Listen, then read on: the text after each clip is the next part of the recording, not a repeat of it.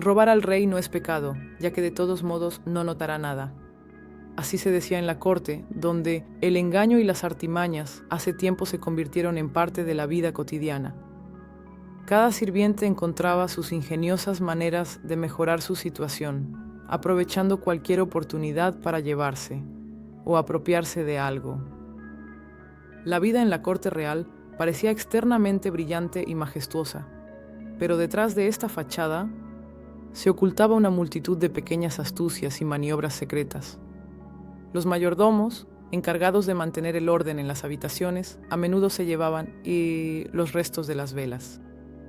Los restos de cera los recogían cuidadosamente y los fundían, convirtiéndolos en nuevas velas que podían vender o intercambiar ventajosamente, por algo necesario. Parecía una nimiedad que nadie siquiera notaba. Las lavanderas, que trabajaban en la limpieza de las ropas reales, tampoco perdían la oportunidad de ganar un poco de dinero. Los restos de jabón que quedaban después de numerosos lavados los llevaban a casa discretamente. Estos pequeños trozos, que parecían no significar nada para el tesoro real, eran un verdadero tesoro para los sirvientes. Este jabón no solo lo usaban las lavanderas, sino también sus familias, lo que permitía ahorrar en la compra de artículos domésticos pequeños. Cada detalle de la vida cotidiana podía convertirse en una fuente de ingresos si se abordaba con ingenio. Pero quizás los actos más audaces eran realizados por los pajes, esos jóvenes sirvientes que eran famosos por su ingenio y energía inagotable. Un día, lograron sacar de las habitaciones reales un armario entero. No fue solo una astucia, sino una verdadera aventura que requería ingenio y habilidad. Los pajes montaron todo un espectáculo, haciendo que todos creyeran que estaban moviendo los muebles por orden del rey. Con una expresión seria, llevaban el armario de una habitación a otra, seguros de que nadie haría preguntas innecesarias. Nadie sospechó que esos muebles nunca volverían a las habitaciones reales. Su destreza y su ingenio no provocaron ira, sino más bien admiración. Entre los demás sirvientes, que vieron este incidente como un símbolo de su propia lucha por sobrevivir en un mundo donde la riqueza y el poder estaban concentrados en manos de unos pocos. El rey Enrique VIII era conocido por su destacada generosidad, lo que lo distinguía entre otros gobernantes de Europa de esa época. Su trato hacia los sirvientes era sorprendente. Les pagaba un salario que superaba significativamente lo que podían ofrecer, incluso los señores más ricos del reino. Por ejemplo, los camareros, cocineros e incluso los ayudantes más modestos en la corte recibían sumas de dinero con las que los campesinos y artesanos comunes ni siquiera podían soñar. Sin embargo, este generoso salario era solo la punta del iceberg. La principal fuente de ingresos para los sirvientes no eran en absoluto las cantidades que recibían del tesoro real. La vida en la corte, con todas sus fastuosas celebraciones, cacerías, festividades y viajes, ofrecía oportunidades prácticamente ilimitadas para un enriquecimiento adicional. Todo dependía aquí, de la inventiva y la habilidad, para sacar provecho de cualquier situación. Los restos de comida de los banquetes lujosos, muebles desgastados, objetos domésticos que ya habían cumplido su función, todo esto se convertía en una fuente de ingresos no oficial, pero muy lucrativa. Cada sirviente en la corte consideraba estos ingresos ocasionales como una parte integral de su servicio. Era una regla no escrita, parte de una cultura establecida, donde la habilidad para ganar un dinero extra se consideraba más una virtud que una falta.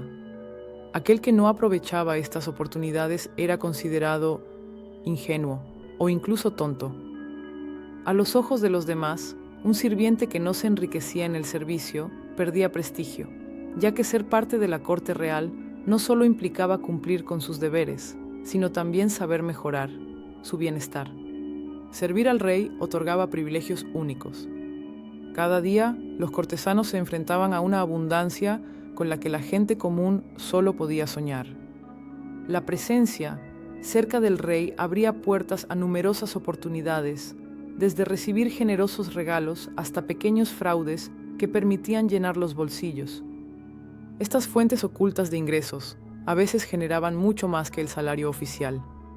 Por lo tanto, un puesto en la corte se consideraba no solo prestigioso, sino también muy lucrativo, especialmente para aquellos que sabían moverse hábilmente en la compleja jerarquía cortesana. En los días de fiestas sociales y religiosas, la corte se llenaba de una atmósfera especial. Las salas se decoraban con flores, las telas brillaban a la luz de numerosas velas, y el suave tintineo de las copas se mezclaba con la música. En esos días, los señores eran especialmente benevolentes con sus sirvientes. Repartían generosas propinas por su lealtad y diligencia. Para muchos de los sirvientes, tales bonificaciones se convertían en una verdadera salvación, ya que a veces su cantidad superaba el salario mensual. La generosidad de los señores se explicaba no solo por la festividad, sino también por el deseo tácito de fortalecer su reputación como amos buenos y justos. Sin embargo, no solo las bonificaciones oficiales enriquecían a los sirvientes. Muchos cortesanos, que buscaban un servicio impecable, entregaban recompensas adicionales a los sirvientes. Podían ser dinero, regalos o pequeños servicios en agradecimiento por platos especialmente bien servidos, mantos bien planchados, o reuniones organizadas exitosamente. Particularmente ventajosa era la posición de los sirvientes personales, que estaban más cerca de sus amos. Conocían todos los detalles de la vida en la corte, escuchaban conversaciones y, a veces, incluso recibían instrucciones para vigilar a aquellos que los amos consideraban sus rivales. La vigilancia y las denuncias generaban ingresos especiales. Las noticias sobre quién, a dónde y con quién se dirigía alguien podían desempeñar un papel importante en las intrigas de la corte. Se pagaba generosamente por este tipo de información. A menudo, estos datos ayudaban a evitar la deshonra o, por el contrario, a socavar la reputación de un competidor. Los sirvientes personales se convertían en una especie de agentes en la sombra para sus amos, ganándose su confianza, pero sin dejar pasar la oportunidad de ganar dinero. Los demás sirvientes, que no tenían tal acceso a las intrigas, encontraban sus propias maneras de enriquecerse. Algunos llegaban a acuerdos con comerciantes para que por un pago simbólico sacaran del palacio los excedentes de comida o cosas innecesarias. Otros manipulaban hábilmente los gastos domésticos, cargando a las necesidades reales, lo que luego desaparecía en sus casas.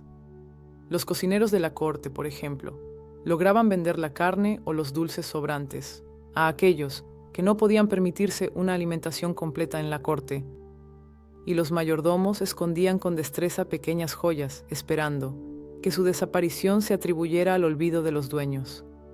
Cada departamento del patrimonio real tenía derecho a lo que se llamaba un ingreso adicional, que en realidad era una regla no oficial y casi legalizada.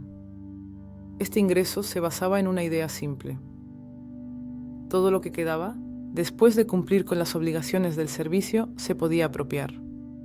Esto no solo se aplicaba a los desechos alimenticios, sino también a muchos otros recursos que quedaban en exceso o se consideraban innecesarios. Después de cada banquete real, quedaban muchos platos que se consideraban inadecuados para servir de nuevo, aunque estaban en perfecto estado.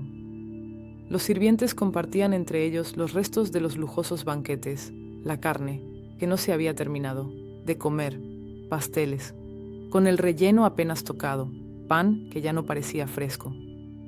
Todo esto se utilizaba para consumo personal o se vendía a otros habitantes del palacio.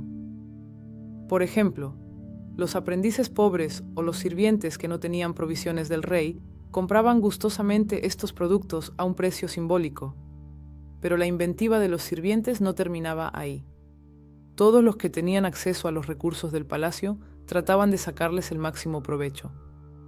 Las plumas de aves domésticas, como las de ganso o pollo, se recogían y se convertían en plumas para escribir o se usaban para rellenar almohadas y colchones. Las cabezas y patas de caza, que no se servían en la mesa de los nobles, se utilizaban como base para preparar caldos baratos que podían vender a los ciudadanos o usar para sus propias necesidades. Las pieles de los animales cazados se enviaban para ser curtidas después de lo cual se fabricaban cinturones, bolsas o zapatos con ellas. Y a veces incluso se vendían a los artesanos del cuero por un pago pequeño pero estable. Las sillas de montar híbridas obsoletas, que ya no se usaban en la caballeriza real, se desarmaban en piezas. Las partes metálicas se fundían o se vendían a los herreros, mientras que los elementos de cuero se utilizaban para confeccionar pequeños artículos como monederos o cinturones. Incluso la grasa que goteaba de la carne al asarse no se desperdiciaba. Se recogía, se procesaba y se usaba para fabricar jabón o velas.